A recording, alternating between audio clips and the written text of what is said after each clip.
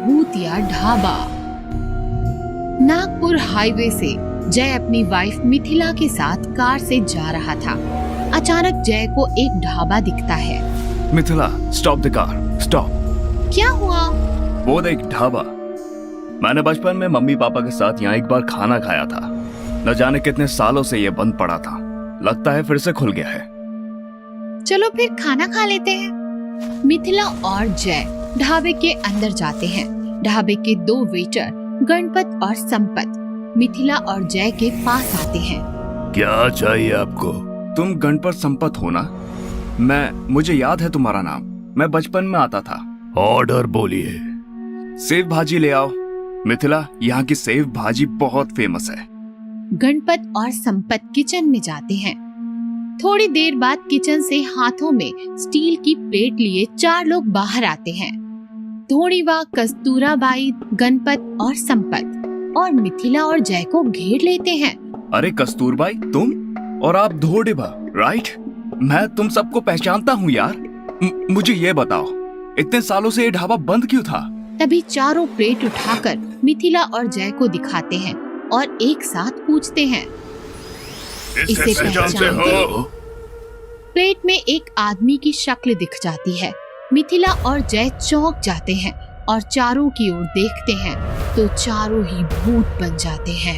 जय जय जय चलो यहाँ से, यहाँ कुछ गड़बड़ है। पहचानते हो इसे? नहीं पहचानता।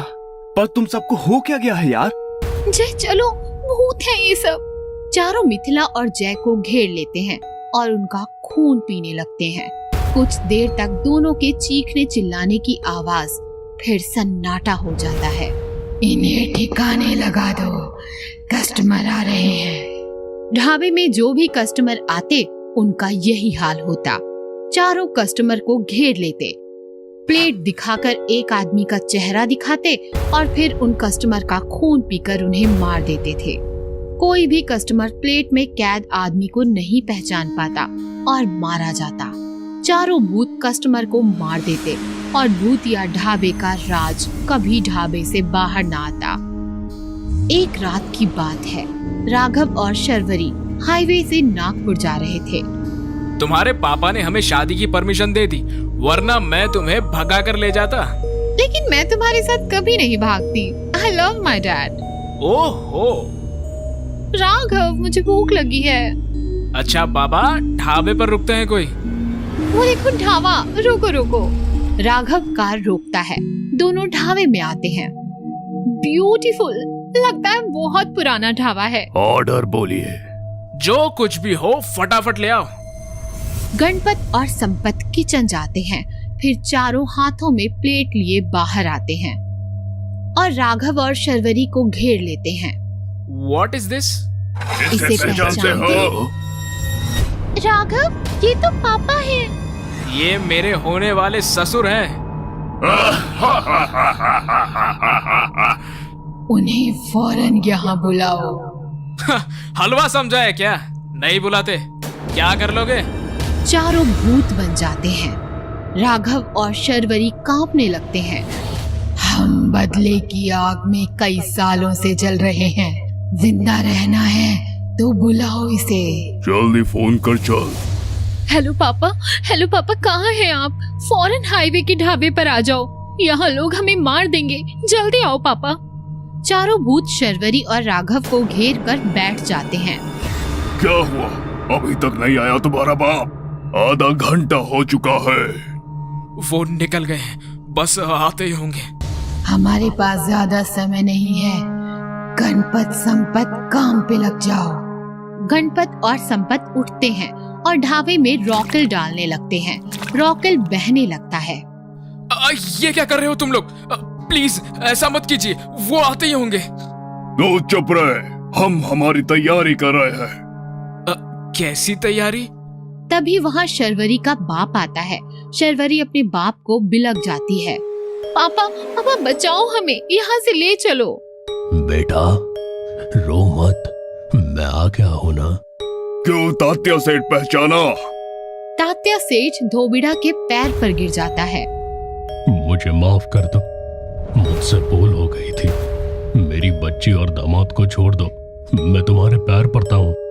छोड़ देंगे, पहले तू अपनी बेटी और दामाद को बता कि उस रात क्या हुआ था।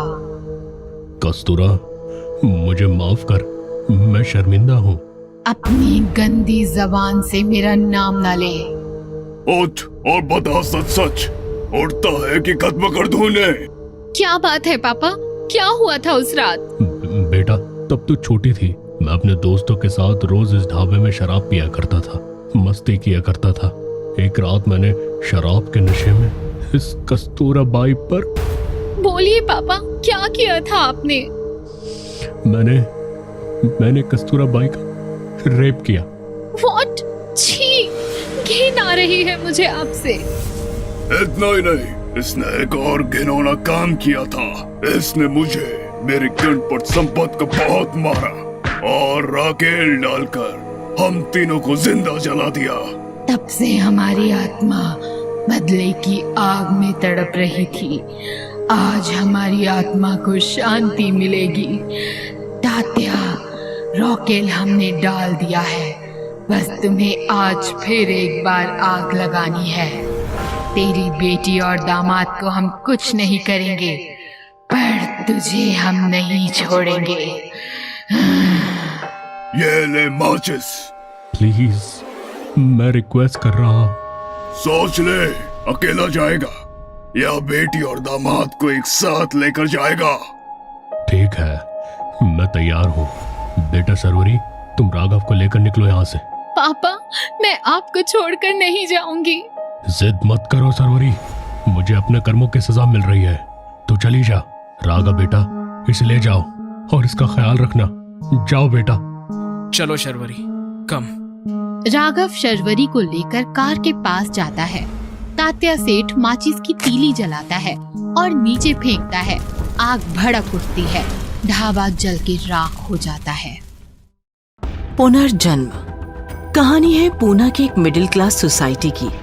40 साल का अजीत अपनी पत्नी मंदा के साथ लंच खत्म करके मीठी मीठी बातें कर रहा था। मंदा, आज मैं बहुत खुश हूँ।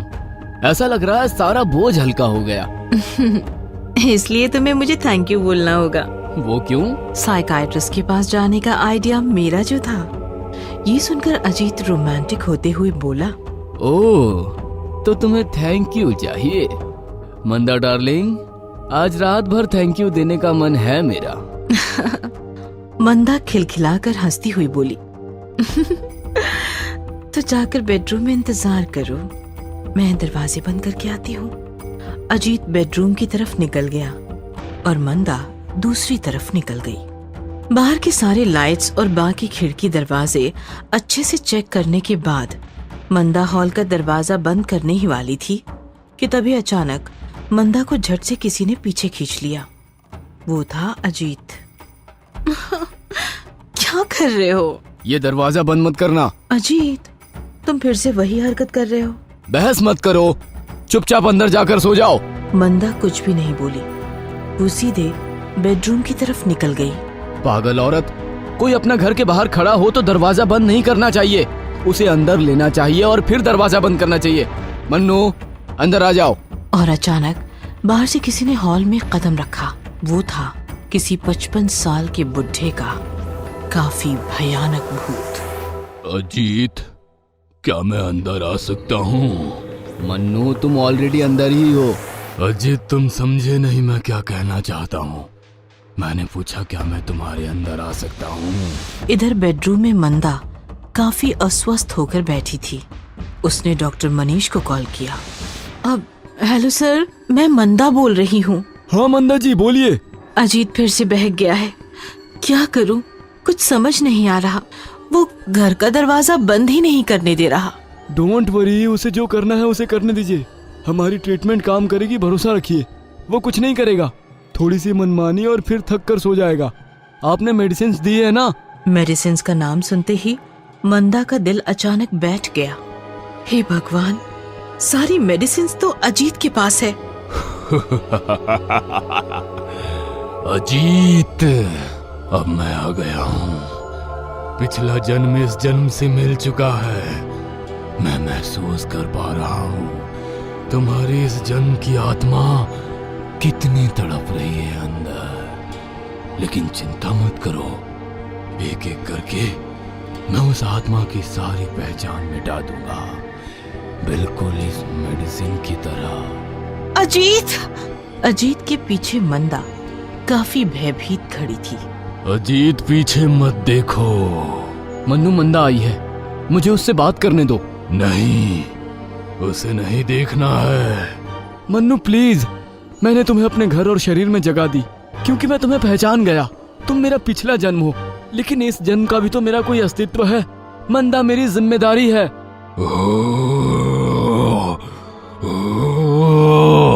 अजीत, ये क्या चल रहा है? मंदा तुम जाओ यहाँ से, मैं तुम्हें बेडरूम में आकर मिलता हूँ। नहीं, मैं यहाँ से कहीं नहीं जाऊंगी। तुम पागल हो गए हो। सारी दवाइयाँ जला दी। मैं डॉक्टर मनीष को कॉल करती हूँ, वही तुम्हारा इलाज करेंगे। ऐसा कहकर मंदा ने मोबाइल निकालकर कॉल किया और मन्नू गुस्सा हो गया। मैं छोड़ूंगा नहीं तुम्हें। मंदा बचाओ मुझे, मुझसे बहुत बड़ी गलती हो गई मंदा। मैंने मेरे पिछले जन्म को इस जन्म का शरीर दे दिया। अब वो मुझे फिर से 100 साल पीछे मेरी उस दुनिया में ले जाना चाहता है जिसे मैं शरीर के साथ छोड़ आया था। ये मनीष कॉल क्यों नहीं उठा रहा? मंदा, ये मन्नू मुझ पे हावी हो रहा है। मेरे सामने आओ मंदा, मैं तुम्हें देखना चाहता हूँ। नहीं अजीत, वो सामने आ गई तो मैं संभाल नहीं पाऊंगा। इतने सालों बाद मिले हो तुम मुझे, मैं तुम्हें छोड़ना नहीं चाहता। मंदा बचाओ मुझे। डोंट वरी अजीत, मैं कुछ करती हूँ। तुम्हें कुछ करने की जरूरत नहीं, अब मैं तुम्हें मिटा ही दूंगा। मंदा मेरे सामने आओ, मुझे ताकत मिलेगी। मुझे डर लग रहा है अजीत। मन्नू अजीत का शरीर लेकर पीछे मंदा की तरफ बढ़ने लगा और मंदा भाग पाती या फिर अजीत उसे बचाने के लिए जोर लगाता, उससे पहले ही उसने मंदा का गला पकड़ लिया। अजीत, क्या कर रहे हो? छोड़ो मुझे छोड़ो। मन्नू छोड़ो उसे, मन्नू छोड़ो।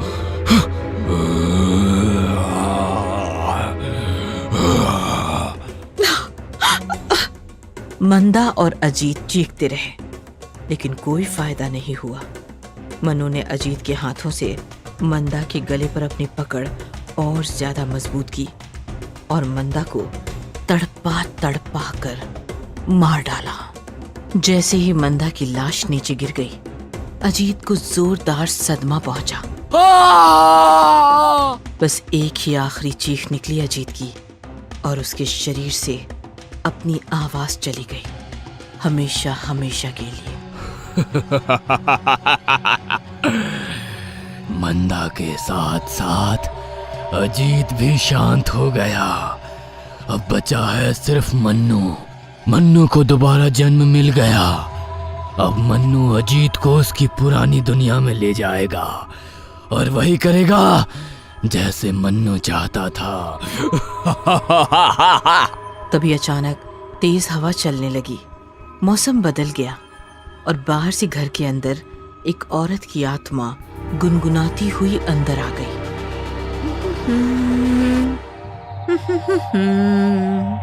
मन्नू, मेरे मन्नू, मन्नू रे, मेरे मन्नू।